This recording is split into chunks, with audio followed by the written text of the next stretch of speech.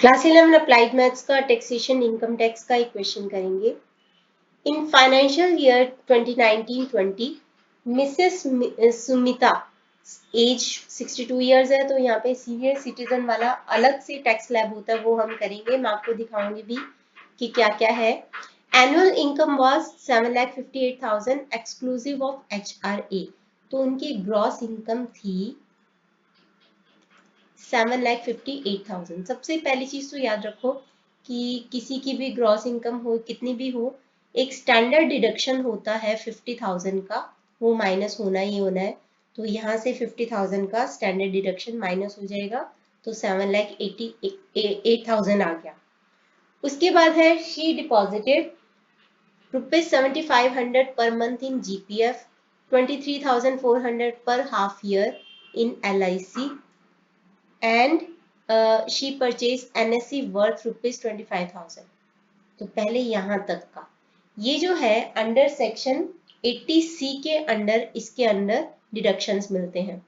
अगर ये वाली जो अमाउंट है 1,50,000 से ज्यादा हो तो 1,50,000 का डिडक्शन मिलेगा। अगर 1,50,000 से कम हो तो जितने का है अमाउंट उतने का डिडक्शन मिलेगा। तो पहले देखते हैं कि है कितना, अंडर सेक्शन 80C बनता कितना उनका। तो सबसे पहले तो जीपीएफ में इन्वेस्ट किया है 7,500 पर मंथ, तो पूरे 12 महीने का हो जाएगा ये 90,000। उसके बाद है 23,000 पर हाफ ईयर, यानी हर 6 महीने बाद। तो साल में 6 महीने होते हैं, 2 बार आता है हाफ ईयर, तो 2 बारी। तो ये है आपका LIC का 23,400 हर 6 महीने बाद, तो 2 बार किया होगा, ये आएगा आपका 46,800। उसके बाद NSE वर्थ ₹25,000, तो 25,000। तो इन सबको आप ऐड करोगे तो ये आएगा आपका 1,61,800। तो मैंने बताया कि जो भी कम हो 1,50,000 या ये, वही डिडक्शन मिलेगा उनको। तो 7,08,000 में से क्या माइनस होगा, 1,50,000 माइनस होगा।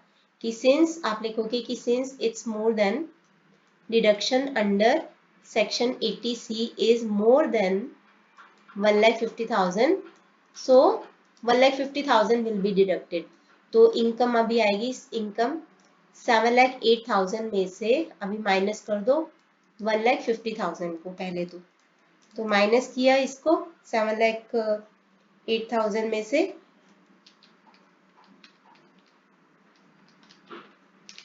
तो 5,58,000 ये आ गया हमारे पास। आगे है donated 80,000 in a charitable trust on which 50% deduction is allowed under section 80G। 20,000 invest की चैरिटेबल ट्रस्ट में डाला है जिसका 50% डिडक्शन मिलेगा, यानी 20,000 का 50% होता है 10,000। तो 10,000 का इधर माइनस कर देंगे हम 10,000 और लिखेंगे क्या कि डिडक्शन अंडर सेक्शन 80G।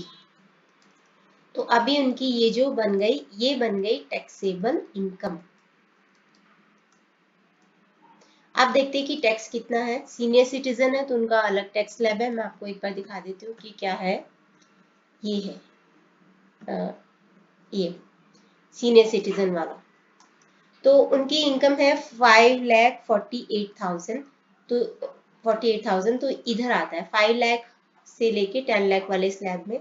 तो क्या बनेगा टैक्स, 10,000 बनेगा plus 20% of taxable income exceeding 5 lakh, यानी कि 5,48,000 माइनस 5 लाख, 48,000 का 20% बनेगा, ये उनका टैक्स बनेगा। तो एक बार निकालते हैं कि कितना बनेगा। तो टैक्स बनेगा 10,000 प्लस 20% ऑफ जितना 5 लाख से जितना ऊपर बनता है उसका 20%, मतलब कि 48,000 का 20%, जो कि होता है आपका 9,600। तो कितना टैक्स बना, 19,600, 19,600। अच्छा, अभी एक स्पेशल टैक्स रिबेट मिलती है जो अंडर सेक्शन 87A के अंडर, जो कि मिलती है उसको जिसकी टैक्सेबल इनकम 5 लाख से कम होती है। ठीक है, 5 लाख से कम होती है उसको टैक्स रिबेट मिलती है, 12,500 की रिबेट मिलती है। बट क्योंकि इनकी टैक्सेबल इनकम 5 लाख से ज़्यादा है तो ये टैक्स रिबेट इनको नहीं मिलेगी। तो ये बन गया इनका टैक्स। अब इसके ऊपर सेस भी लगता है एक 4%, जिसको बोलते हैं हेल्थ एंड एजुकेशन सेस, जो कि होगा 4%। किसका? 19,600 का। तो इसका 4%, 19,600 का 4%, जो कि होता है, बनता है 784 रुपीज का। इसको ऐड कर दो तो ऐड करने से आएगा 20,384। तो उनका टैक्स कितना बन गया साल का? 20,384। एक बार मैं आपको पूरा क्वेश्चन दिखा देती हूँ।